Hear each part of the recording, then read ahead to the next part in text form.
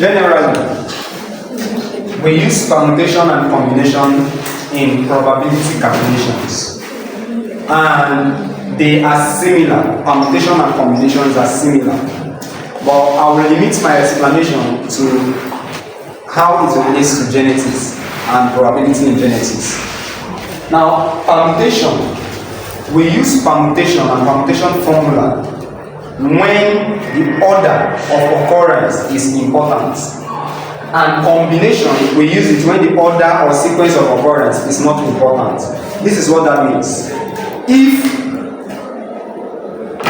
my first child, if I have 3 children and 2 are boys and 1 is a girl, my first child is a what? Is he a boy or a girl? Say what? You don't know, right? I didn't tell you the order. Is it not? So in a case, if you have a question like if a couple have 3 children, 2 boys and a girl, and they are interested in the order, the first is a boy, the second is a girl, and the third is a girl. If the order of occurrence is important, then what will you use? Is it permutation or combination? Permutation. But if the order is not needed, all we need to know is 2 boys, 1 girl. You don't need the order of how they appear. What you use is what? Combination. Do you understand that? Yeah. But why have you not subscribed to this channel? Please click on the subscribe button. A couple plan to have 4 children, 2 boys and 2 girls. What is the probability that the first 2 will be boys? That is, the first 2 will be boys, and the next 2 girls. That is, the first 2 child boys, the next 2 girls. Now, first of all, what is the probability that the first 2 children out of 4 that we want to have will be boy? Okay, wait. Hold on. What is the probability that the first child will be a boy? 1 over 2, right? Yes. What is the probability that the second child will be a boy? 1 over 2. So what is the probability that the first 2 will be boys? 1. What is the probability that the first 2 will be boys? That is, the first one and the second one are boys.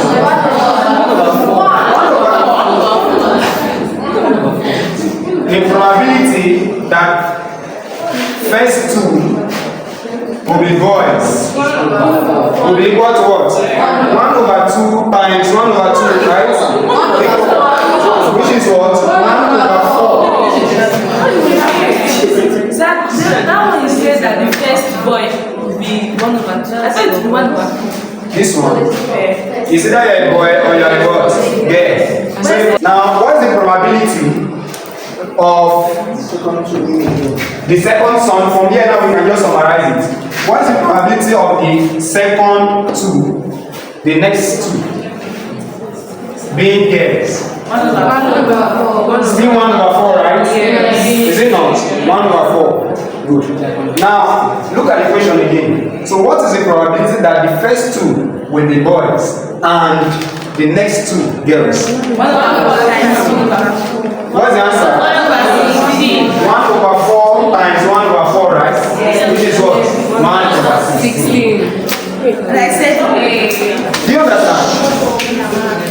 So you calculate the probability of the first 2 being boys, and if they've said or, then you have added, and the probability of the next 2 being girls. Now, in genetics we use this formula. We use this formula in probability in genetics. Now, P equal to n factorial all over s factorial t factorial times p raised to power s q raised to power t. Now, when we started, I gave you something like p plus q equal to 1, right? And I told you probability plus of success, probability of what? This is just probability of one event, this another event, probability of another event. So now, in this case, The P represents probability, the probability you want to calculate. The N here represents the total possible events, the total number of events possible. The S here represents number of one event. You get that very well when you solve this. T here represents the number of other events. This P here represents the probability of S occurring. The probability of S occurring. And this Q here represents the probability of T occurring. Now, if you are given a question like this, a couple plan to have 4 children. What is the probability of having 2 of each sex without minding the sequence? Here, is it permutation or combination? Combination, right? Because you are not, the sequence is not important. But what we know is the total number of children you want to have is what? 4. And you want to have 2 of each sex, meaning you want to have 2 boys and what? 2 girls. But we are not interested in the fact that when maybe your first is male, we are not interested in the arrangement. We just know that 2 are boys and 2 are what? Girls. Now, if you see a question like this, without this formula, how can you go about this? How can you go about this? Can we use that in combination in calculation? Combination is calculation. Please, when you are doing stats, you can go with that. But yeah, this is what you do in this equation. It's very simple actually. What is our N? N is the total number of events here possible, right? How many children do you want to have? 4. The next thing, S. What is the number of one event? There are 2 events here. In this case, boy and girl, right? 2 sexes, right? Now, how many boys do you want to have? 2. T is another event, right? Number of another event. That is the boys now, or girls, anyone. How many girls do you want to have? 2. Now, what is the probability of having a boy? What is the probability of having a boy? Probability of having 1 boy is what? 1 over 2, right? But how many boys are we interested in? 2, right? What is the probability of having 2 boys?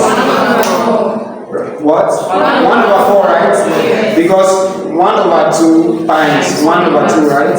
So to give us what? 1 over 4. What is the probability of having, what is the probability of having 2 girls? 1 over 4, right? Is it not? Now we can solve this now. P is equal to the probability now is equal to 4 factorial all over what? 2 factorial times what? 1 over 4 times 1 over 4, right?